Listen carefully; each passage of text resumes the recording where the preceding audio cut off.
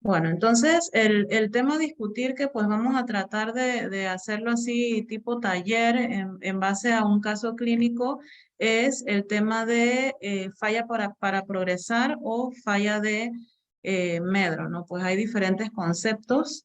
Vamos a empezar con la historia clínica de esta pacientita. Es una paciente femenina de 7 meses con antecedentes de múltiples hospitalizaciones desde el mes de vida con un bajo peso severo, ingresó en su primera hospitalización por una infección de vías respiratorias bajas. Dentro de sus antecedentes perinatales, pues era el producto número uno de una madre de 17 años, esta uno para uno, nació vía parto vaginal eutóxico sin complicaciones, con un peso de 3,29 kilos, un Apgar 9,9 y una talla de 57 centímetros. El tamizaje neonatal, pues era un tamizaje que había estado reportado normal, nada más que en ese momento no había reactivo para la tripsina inmunoreactiva y dentro de sus antecedentes patológicos, pues era una paciente que al momento del diagnóstico ya tenía 7 hospitalizaciones por diferentes causas que vamos a mencionar. Entonces, a los 2 meses y 13 días, pues presentó un cuadro de evacuaciones líquidas, que la madre refería eran desde el nacimiento, sin grumos, asociada a distensión abdominal y regurgitaciones.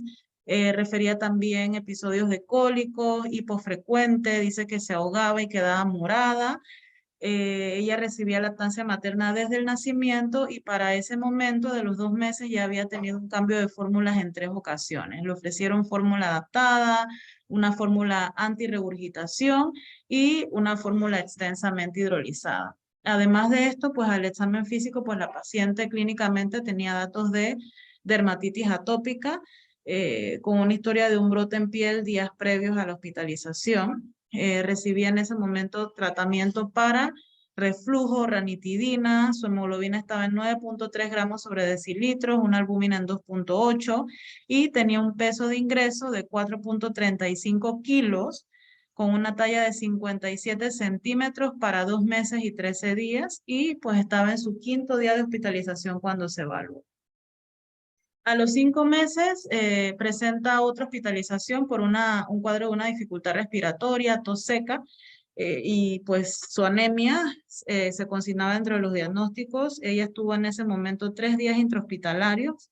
A los 6 meses nuevamente ingresa por una neumonía, una enfermedad diarreica aguda. Ya ella manejaba el diagnóstico de una enfermedad por reflujo gastroesofágico y una alergia a proteína de leche de vaca. Estuvo 5 días hospitalizados y para los 6 meses pesaba 5,5 kilos. Reingresa posteriormente a esto, a los 2 días por otra exacerbación respiratoria asociada a fiebre. Se le consigna una neumonía asociada a los cuidados de la salud, una falla para crecer ya en este momento y se le realizó un panel viral que estaba positivo por una influenza H3N2. Para este tiempo, pues ahí mismo el mismo peso, ya había perdido algunos gramos, pesaba 5,15 kilos con una talla de 57 centímetros y en esta ocasión estuvo 9 días hospitalizada. Entonces, al momento en que se evaluó, pues la paciente ya tenía 7 meses de vida, ingresó con un diagnóstico de un déficit nutricional severo, con una infección de vías respiratorias bajas, y la historia era, perdón, de un cuadro respiratorio de una semana de evolución, disnea, tos húmeda, con un peso de 5,45 kilos. Si recuerdan, a los 6 meses ella estaba pesando más o menos, habíamos visto que había perdido algunos gramos, 5,1 kilos, ¿no? Entonces, al examen físico, los ruidos cardíacos rítmicos y taquicárdicos con una presión de 160, abundantes secreciones traqueobronquiales, estertores crepitantes diseminados en ambos campos pulmonares. El abdomen estaba globoso, distendido y se palpaba un hígado a 2 centímetros por debajo del borde costal derecho. Sus enzimas hepáticas, pues tenía una AST en 79, una ALT en 85,8 y pues sus electrolitos estaban normales y pues hemos mencionado en la historia que era una paciente que cursaba con anemia. Acá en este momento tenía una anemia microcítica hipocrómica de 10,9 gramos sobre decilitros con unas plaquetas en 492.000 y glóbulos blancos pues normales. Entonces en este momento es en donde nos hacemos la pregunta enfocados en el tema que estamos discutiendo, si este niño tiene una falla de Medro o no. Entonces, ustedes pregúntense para ustedes qué es la falla de Medro. Entonces, vamos a tratar de responder esta pregunta. Entonces, pues en pacientes pediátricos hay varias definiciones, pues puede variar dependiendo de los autores. Podríamos definirla como un niño menor de 2 años de edad cuyo peso va a estar por debajo del percentil 3 o 5 para la edad en más de una ocasión. Un niño menor de 2 años de edad cuyo peso es inferior al 80% del peso ideal para la edad, o un niño menor de 2 años de edad cuyo peso cae 2 percentiles a lo largo del tiempo en una gráfica de crecimiento estandarizado. Así que básicamente estas son las 3 definiciones en donde manejamos basados en el peso o en el parámetro antropométrico de peso, la definición o el concepto de falla para crecer. Entonces, normalmente, y creo que lo han discutido en las rotaciones, siempre es importante en pediatría poder reconocer cuál es la ganancia de peso esperada dependiendo de la edad del paciente. Entonces, el peso de nacimiento promedio siempre oscila más o menos entre 3.3 kilos. Ya sabemos que el peso de un recién nacido puede caer hasta un 10% en los primeros días de vida. Algunos dicen en los primeros 7 a 10 días de vida, por eso es que se dan esos controles de crecimiento y desarrollo en ese momento para valorar esa pérdida y a la vez valorar la ganancia que debe tener también después de ese tiempo, ¿no? El peso al nacer debe ganarse de nuevo a los 10 días de edad.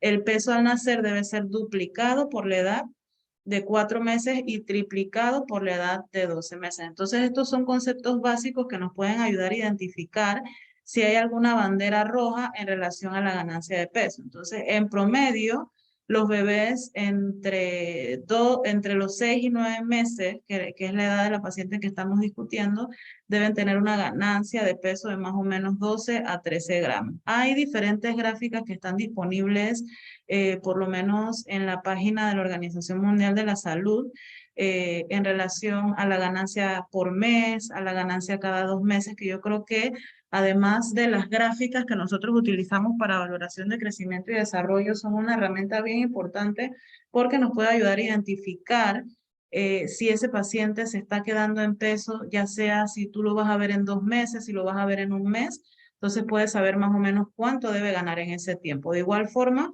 hay tablas, una cosa son las gráficas, que es donde ustedes colocan las medidas y puedes ver una curva, y lo otro son las tablas. También hay tablas disponibles para la valoración del aumento de longitud. Longitud, porque estamos hablando en pacientes menores de 2 años, ¿no? Entonces, en el primer año se habla de un aumento de 25 centímetros durante el primer año, 12.5 centímetros durante el segundo año, de 5 a 6 centímetros por año entre los 4 años y la pubertad, y hasta 12 centímetros por año alrededor de la pubertad. Una vez que ya nosotros hemos establecido si el niño tiene criterios para plantear una falla para crecer, entonces tratamos de identificar la etiología, auxiliándonos con la evaluación clínica y pues obviamente dependiendo de nuestras sospechas, los estudios paraclínicos. Entonces siempre, como en todo en medicina, pues enfocados en la evaluación de la historia clínica, el examen físico, valorar pues si ese paciente eh, valorar la historia, pues perinatal o la historia del embarazo de esa mamá, si había alguna enfermedad asociada, ingesta de fármacos, tóxicos, el peso, la talla y el perímetro craneal al momento de nacimiento, su edad gestacional, si fue un paciente que tuvo una restricción de crecimiento intrauterino o no, si fue un paciente que fue prematuro, hacer la valoración de la curva de peso y talla, valorar si hay algún síntoma asociado, por ejemplo, en este caso, teníamos un paciente, sí, que no gana peso, pero que tenía síntomas respiratorios y gastrointestinales. Ahí se mencionan la consistencia de las heces, vómitos, si está presentando distensión abdominal o procesos respiratorios, diversificación y cronología alimentaria, eso quiere decir como si recibió lactancia materna o no, si recibe gluten, hacer pues la encuesta dietética de más o menos cuál es el patrón de alimentación de ese niño, hacer la valoración del desarrollo psicomotor, si hay antecedentes de enfermedades previas, los hábitos ya sea de sueño, los hábitos de las comidas, de los cuidadores y si hay antecedentes familiares de importancia, valorando también, ya ustedes han escuchado pues la talla blanco familiar, eso es importante, el desarrollo ponderoestatural de los papás, si hay enfermedades de base como fibrosis quística, celiaquía, alergias alimentarias o alergias, y pues la exploración física enfocados en el peso, la talla, el perímetro cefálico, la velocidad de crecimiento, el estado nutricional de ese paciente, enfocados en los diferentes índices antropométricos, hablando de el peso para la talla, el índice de masa corporal, dependiendo de la edad del paciente, y si hay alguna otra sintomatología asociada pues al cuadro, ¿no? Ya sea distensión abdominal, retraso en la dentición, retraso psicomotor, si hay dismorfias faciales, alteración a nivel genital, alteración en las extremidades.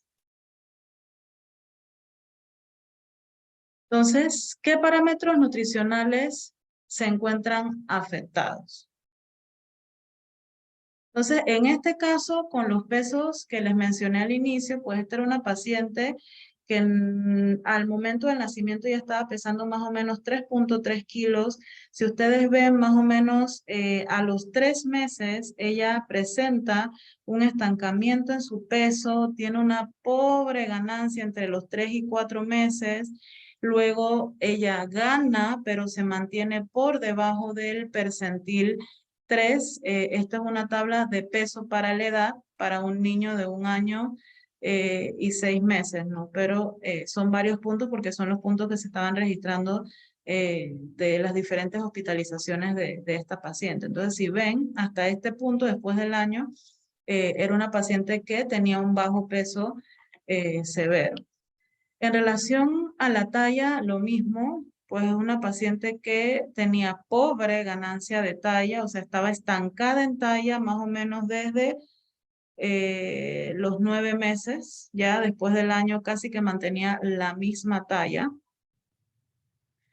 Y pues siempre en este caso, eso nos puede hacer una orientación diagnóstica en relación al momento de inicio de la alteración de esas medidas antropométricas. Por ejemplo, si ya un niño tiene esta restricción desde antes del nacimiento, pues podríamos considerar que es una restricción de crecimiento intrauterino, una malnutrición intrauterina, en donde también sería importante valorar el estado nutricional de la madre. Ya si es desde el nacimiento, pues obviamente es valorar una patología congénita, una patología genética, por ejemplo, la fibrosis quística. Si es en algún momento de la lactancia, igual valorar una alergia a proteína de leche de vaca severa, una enfermedad celíaca. Si dependiendo de los parámetros afectados, pues hacer la valoración de los diagnósticos diferenciales. Si ya también hay compromiso del perímetro craneal, del peso y de la talla, también valorar patologías intrauterinas, principalmente las infecciones perinatales. Si hay afectación de talla, perímetro craneal y peso normal, entonces valorar patologías endocrinas y anomalías de crecimiento de hueso y de cartílago.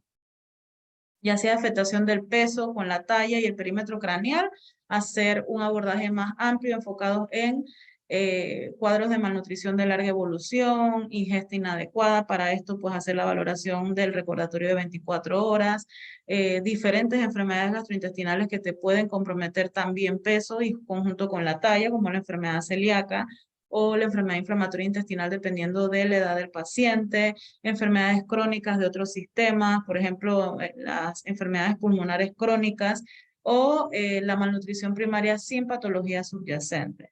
Entonces vemos que si se mantiene la ingesta inadecuada, aparecerá un descenso simétrico de peso y talla y posteriormente de perímetro cefálico que corresponde ya a una malnutrición crónica. Y también puede ser el resultado final de enfermedades genéticas y enfermedades endocrinas. Entonces, ya luego de esto, sería valorar entonces qué tipo de falla de Medro tiene ese paciente. Entonces, siempre hay diferentes clasificaciones, pero pues les traigo esta en donde se mencionan las variantes de la normalidad, las variantes de origen orgánico, las variantes de origen no orgánico y las multifactoriales. Las variantes de normalidad son aquellas enfocadas más bien en el potencial genético familiar, por eso hablamos de lo que es la medición de la velocidad de crecimiento, de la valoración de la talla de ambos padres. También puede ser el caso de un retraso constitucional de crecimiento y desarrollo en niños prematuros o niños que tuvieron retraso en el crecimiento intrauterino. Que tuvieron un cash down de niños nacidos con pesos superiores a su potencial genético y que pueden alcanzar su percentil en sus primeros 2 años de vida, pero que tienen una afectación secundaria a un factor externo nutricional, por ejemplo, en la madre.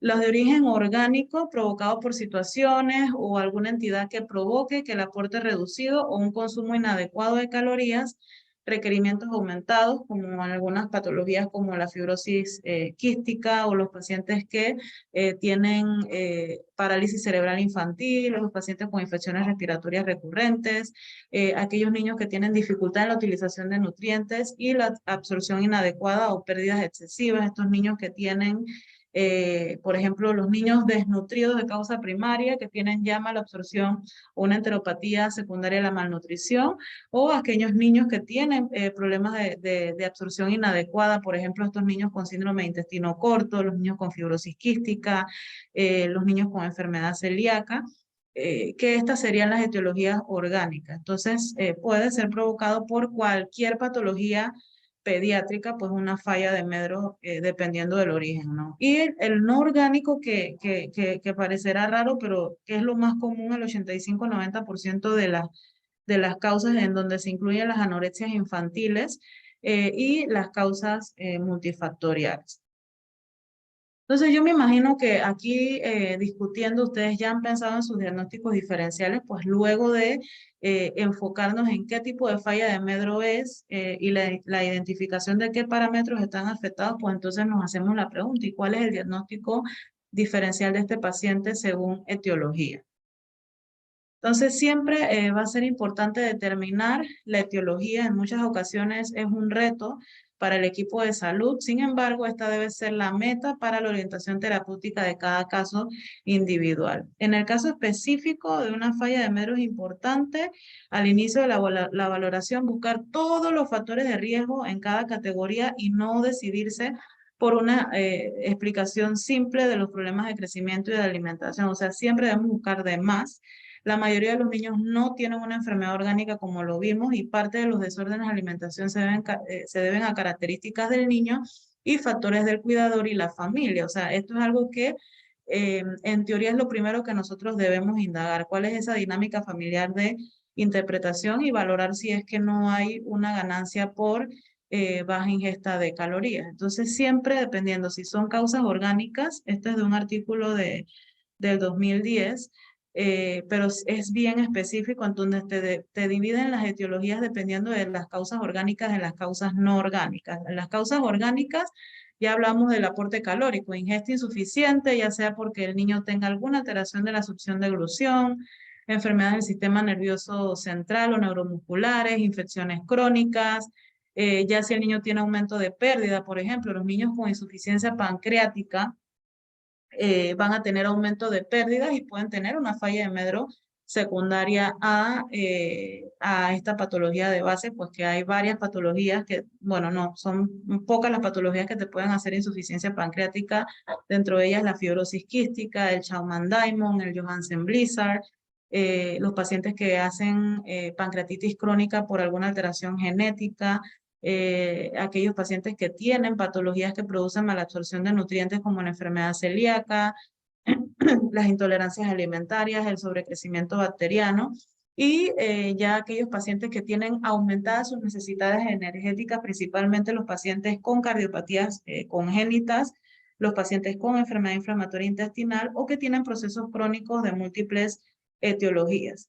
y los pacientes que tienen pobre utilización de nutrientes, ya sea porque tienen algún grado de insuficiencia renal o tienen alguna alteración metabólica. Estados de hipercatabolismo, insuficiencia cardíaca, tumores, el SIDA, las endocrinopatías como el hipotiroidismo, las alteraciones congénitas, cromosomopatías o displasias óseas, todas son causas orgánicas, como ven, y ya vimos, son muchas las patologías que pueden producir falla de medro. Y ya las no orgánicas, los trastornos relacionados en el entorno familiar, que lo vemos mucho, relacionados a la problemas psicoemocionales, problemas culturales, mala relación entre padres e hijos y la alimentación inadecuada. Entonces, allí que hay que valorar la calidad de la alimentación, la cantidad, si hay hábitos alimentarios inadecuados, demora para la alimentación, los tiempos o los horarios de comida, la forma de comer del niño, o si hay errores de la preparación de los alimentos que también puede pasar. Entonces, esto es otro resumen, pues ya mencionamos, son un montón de patologías. Acá se incluyen algunas misceláneas como las enfermedades del colágeno, algunas enfermedades infecciosas, las enfermedades o los errores innatos del metabolismo, todo lo que son las enfermedades neurológicas, principalmente aquellas asociadas a encefalopatías hipóxico-isquémicas o retardo en el desarrollo o la parálisis cerebral. Y pues ya mencionamos algunas gastrointestinales, renales, cardiovasculares y endocrinas.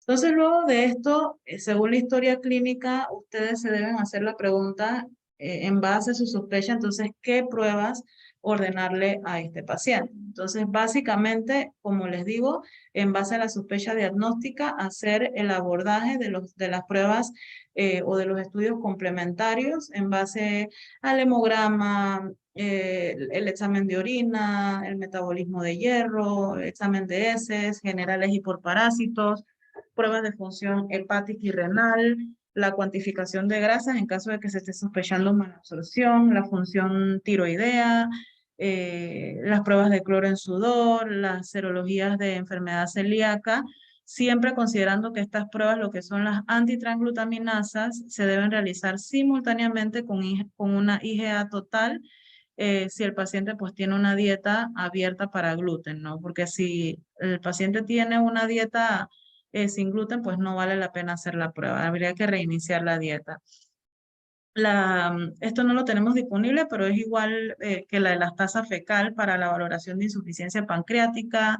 Las IgE específicas a alimentos es más bien para los casos de sospecha de alergias alimentarias. Descartar el Helicobacter pylori, esto va a depender de la clínica del paciente. Digo, una infección por Helicobacter pylori en un paciente que está bien sintomático, pues puede producir una pérdida de peso y una pobre ganancia de peso.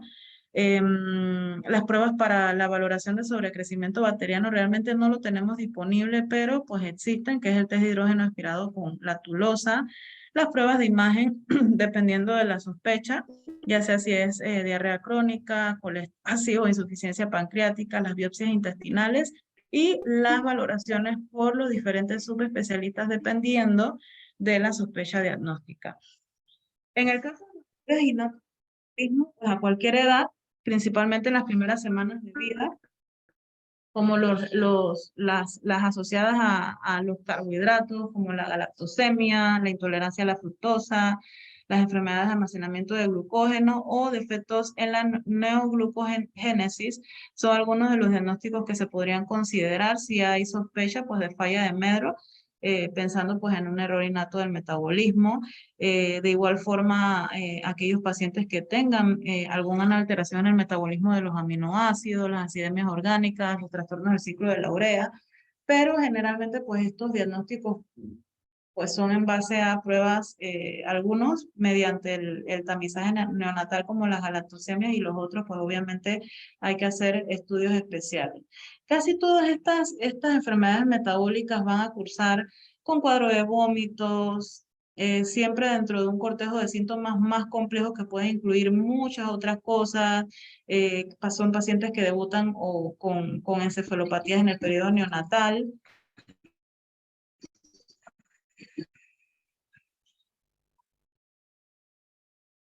Ajá. En el periodo neonatal, disfunción hepática, alteraciones musculares, miocardiopatías o alteraciones del crecimiento, entre las más frecuentes. La mayoría van a cursar con una o varias de las siguientes alteraciones bioquímicas como acidosis metabólica con o sin cetosis, hipoglicemia e hiperamonemia. Entonces, pruebas útiles para el despistaje en el caso de sospecha de error innato del metabolismo, todo lo que son las pruebas de las bioquímicas, incluyendo el perfil lipídico, glucosa, pruebas de función renal y las pruebas de función hepática.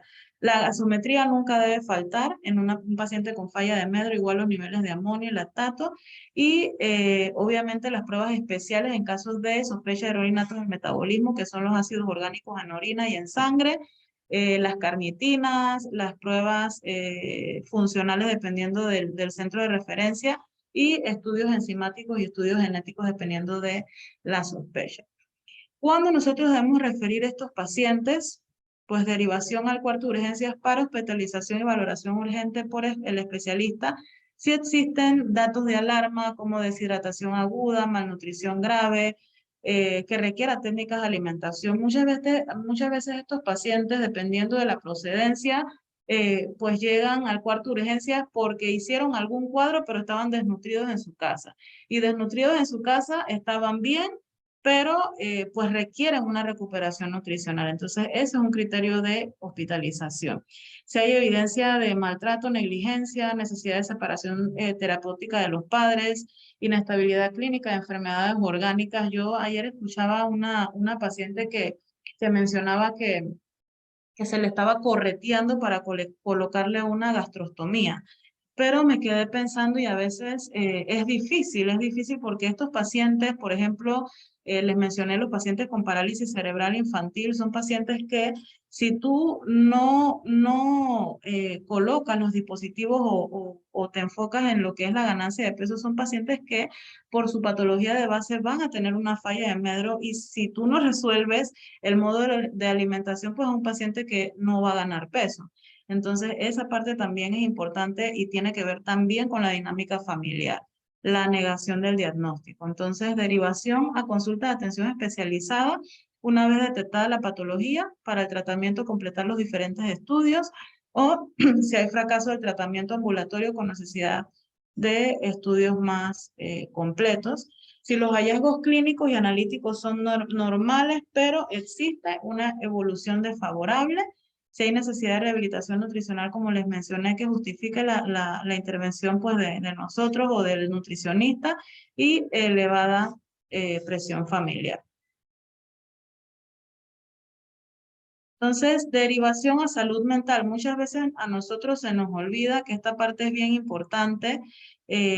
Aquellos pacientes con factores de riesgo psicológicos añadidos y frecuencias aumentadas a las consultas médicas, aquellos pacientes que tienen riesgo social, que tienen una familia desestructurada y que hay alguna comorbilidad psiquiátrica en la familia, pues es importante hacer la derivación pertinente. En este caso, retomando, pues la niña ya habíamos hablado que a nivel hematológico, pues desde su primer mes de vida tenía una anemia microcítica hipocrómica. En esa última hospitalización se le hicieron cultivos de secreción nasofaríngea por el cuadro respiratorio, teniéndose un cultivo positivo por Pseudomonas aeruginosa, cepa pneumocoide, Klebsiella neumonía, había tenido otros cultivos previos, E. coli, Enterobacter y Staphylococcus aureus. Su radiografía de tórax tenía un mínimo engrosamiento del intersticio parenquimatoso en forma difusa y generalizada en ambos campos pulmonares. Esto en probable relación con patología intersticial de fondo, no habían infiltrados alveolares y tenía un ultrasonido hepatobiliar sin evidencia de lesiones en las estructuras anatómicas exploradas.